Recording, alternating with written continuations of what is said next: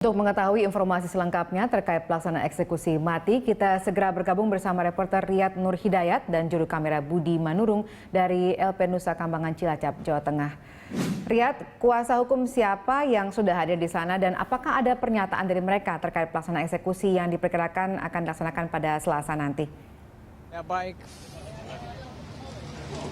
Ya baik Valen dan juga pemirsa, kondisi terkini yang dapat saya laporkan dan siapa saja kuasa hukum dari 9 terpidana mati yang datang pada hari ini. Di antaranya tadi ada kuasa hukum dari Zainal Abidin, warga negara Indonesia asal Palembang yang melayangkan nota keberatan kepada jaksa eksekutor karena peninjauan kembali atas nama Zainal Abidin hingga saat ini belum juga diputuskan, dan dia memprotes langkah jaksa eksekutor yang sudah memberikan notifikasi pada hari Sabtu kemarin kepada Zainal Abidin, dan ini menurut dia setelah melanggar undang-undang yang berlaku. Namun sayangnya kuasa hukum dari Zainal Abidin ini tidak dapat berhasil bertemu dengan kliennya. Pasalnya berdasarkan peraturan yang baru dibuat oleh Kejaksaan Agung dan juga kepolisian pada saat ini, atau keluarga atau kuasa hukum yang pada hari ini hingga esok hari mau menjenguk terpidana harus mendapatkan izin terlebih dahulu kepada kejaksaan dan tidak dapat dikunjungi pada saat ini.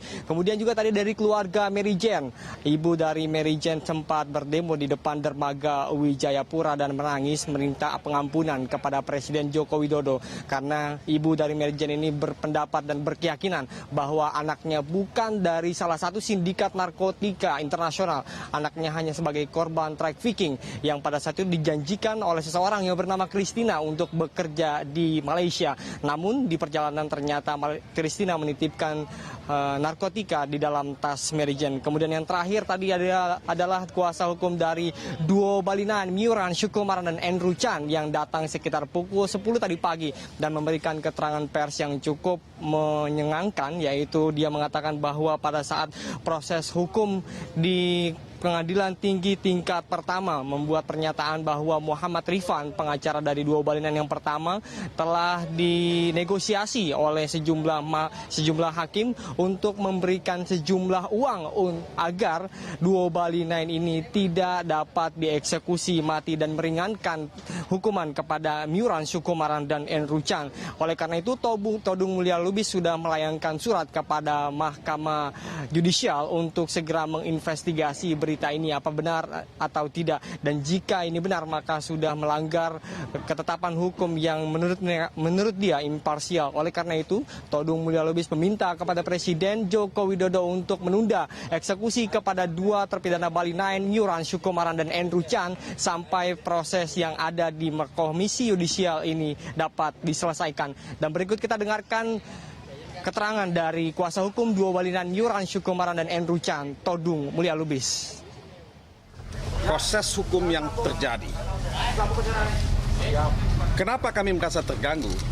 Karena Rifan, kuasa hukum Sukumaran dan Andrew Chan pada Pengadilan Negeri tingkat pertama, membuat pernyataan di media yang mengatakan bahwa pada proses persidangan tingkat pengadilan negeri ada negosiasi, ada pembicaraan bahwa pihak-pihak majelis hakim menghendaki sejumlah uang untuk mendapatkan keringanan hukuman.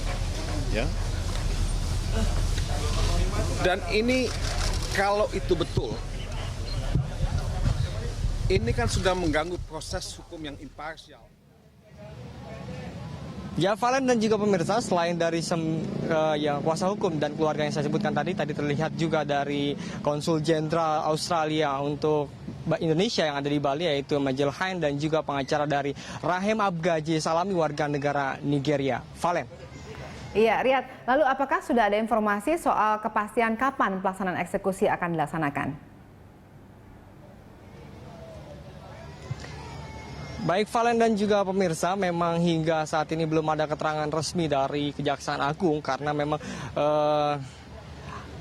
kapan pengumuman hanya dimiliki oleh Jaksa Agung AM Prasetyo, dan tapi dapat kami gambarkan kepada Anda dan juga pemirsa kondisi terkini yang ada di Dermaga Wijayapura saat ini. Intensitas keamanan cukup tinggi ditingkatkan oleh pihak kepolisian dan juga kejaksaan dan juga melibatkan dari anggota TNI juga. Kita bisa lihat tadi ada polisi K9 yang membawa 4 ekor anjing pelacak untuk mengecek situasi keamanan terkini yang ada di Lapas Nusa Kambangan dan juga tempat penembakan kepada 9 terpidana mati. Dan juga tadi kami melihat ada water cannon yang saat ini sudah terpasang di depan Dermaga Wijayapura, dan ini merupakan suatu indikasi keamanan yang cukup tinggi karena water cannon digunakan apabila ada suatu huru-hara yang dapat menyebabkan anarkis. Kemudian kita bisa lihat juga sterilisasi perairan Dermaga Wijayapura yang juga ditingkatkan oleh pihak kepolisian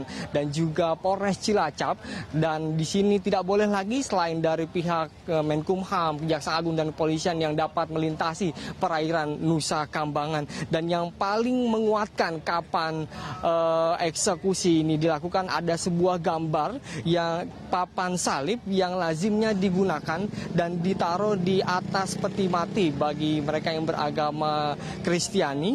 Di sana tertulis nama terpidana yang beragama Kristiani, yaitu Myuran Sukumaran, Andrew Chan, dan juga di sana tertulis ada Mary Jane. Dan di sana tertulis tanggal 29 April 2015 dan tertulis juga ada RIP atau Rest in Peace. Dan ini berarti indikasi yang cukup kuat bagi saya sendiri untuk menganalisa kapan eksekusi mati akan dilakukan pada tanggal 29 April 2015 atau tepatnya Rabu dini hari.